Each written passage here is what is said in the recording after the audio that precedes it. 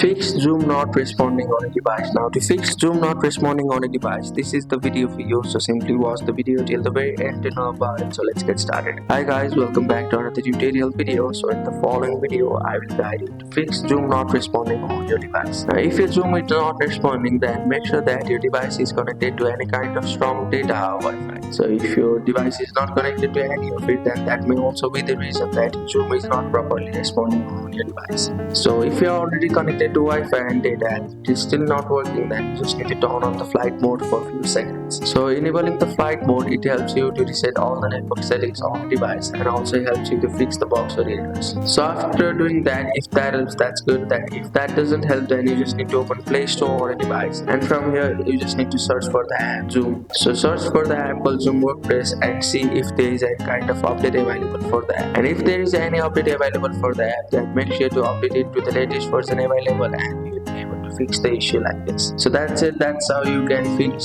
Zoom not responding issue. Thank you for watching the video. Please don't forget to like the video and subscribe to our channel. Thank you.